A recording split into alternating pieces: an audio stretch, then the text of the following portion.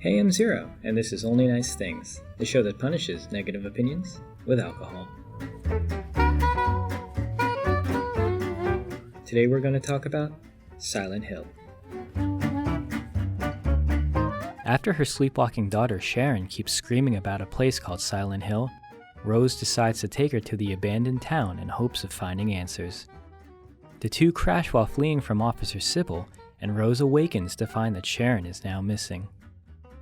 Can Rose find Sharon and save her from the impending horrors that are closing in? Will her husband Christopher be able to figure out the mystery behind their daughter and the town? Did anyone get their tetanus shot before deciding to go on this rust-filled road trip? Now let's say some nice things about this film. Silent Hill is widely considered one of the best video game movie adaptations, and with very good reason. The film does a great job at capturing the bizarre terrors that lurk in the fog and darkness. It also perfectly adheres to the atmosphere of the games that makes the series so frighteningly mesmerizing. I love the look of this film, and you can see that a lot of thought and detail went into making all these complex sets that you see throughout Rose's journey to find Sharon. They perfectly captured the abandoned visuals of Silent Hill as the fog rolls through the barren streets and the feeling of dread and isolation are around every corner. The otherworld is also completely caked in rust and blood, which makes Rose's time there feel so threatening while you patiently wait for her to get out. I really remember so many scenes so vividly because they really did create something so visually unique, weird, but also memorable.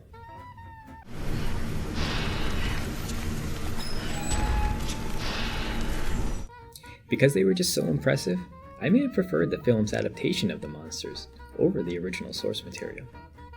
All the costumes added an extra layer of grime, and the performers managed to capture all the abnormal movements identically to the game.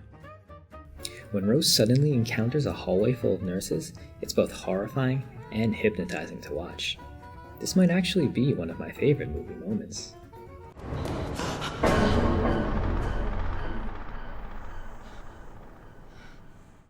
The film is shot interestingly, with the camera always moving dynamically to give a feeling of uneasiness, or high above to give a sense of concerned voyeurism. They even managed to recreate some scenes shot for shot with the source material. The film is also pretty digestible for anyone who hasn't played the game, and it streamlined everything into something I could still enjoy. As an added bonus, they even add video game-like objectives that still work within the story of the movie. Well, that's it for the Only Nice Things portion of this show. If you're sensitive to negative comments or criticisms, you'll probably just want to leave now. Otherwise, stay tuned for the drinking game.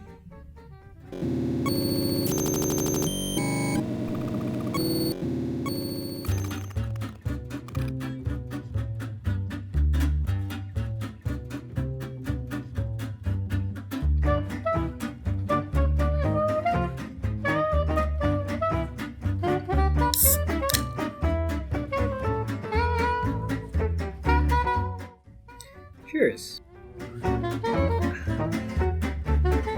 The first third of the movie is great, but the pacing gets pretty uneven at times, especially when we cut back to Christopher looking for Rose in the real world.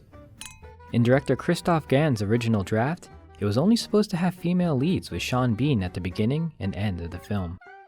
Gans received a memo saying, "There are no men," so the script wasn't approved until more scenes with Sean and the detective were added. At least we get a movie where Sean Bean doesn't die. For England, James? No. For me. Ah! Ooh.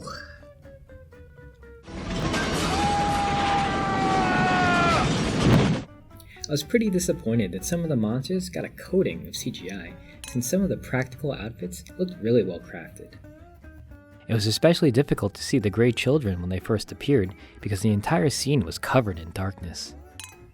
I remember seeing TV spots before the release showing some of the original costumes, and I definitely prefer those over some of the CGI shine that we got with the final product.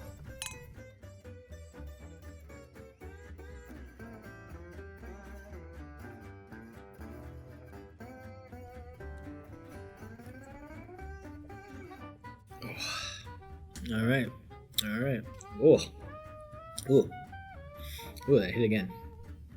Whenever Rose is about to get killed by a monster, somehow she miraculously survives. I really don't like these Deus Ex Machina moments. The movie does kind of explain what makes the creatures go away, but it's just too convenient that she's saved at the last moment.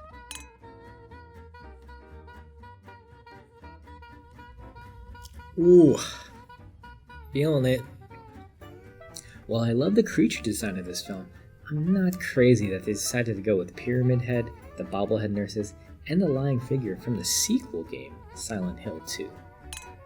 Those monsters are actually psychologically linked to Silent Hill 2's protagonist, James Sunderland, and here, they seem more like their fan service. I will say that if you've never played the game before, seeing these creatures show up is perfectly fine. Because they're so visually striking, they'll still help startle the viewer regardless.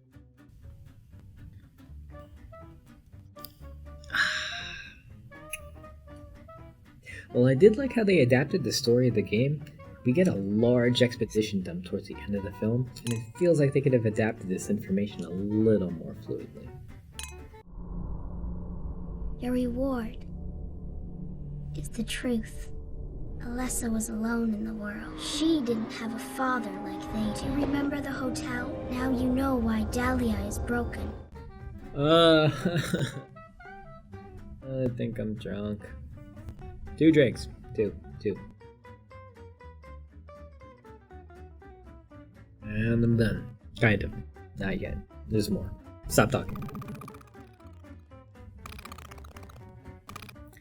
Time to tally up the drink. Time to tally up the drinking score. As you can see, I've had 12 drinks. Despite the negatives, I love the Silent Hill film adaptation, and I thought the art production team absolutely nailed it with bringing the foggy town to life.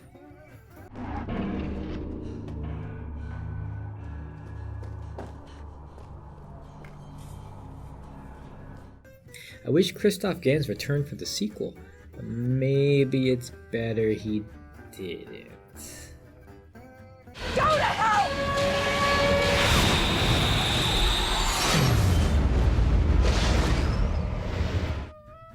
Well, that's it for Only Nice Things. Thanks for watching, and come drink with me next time.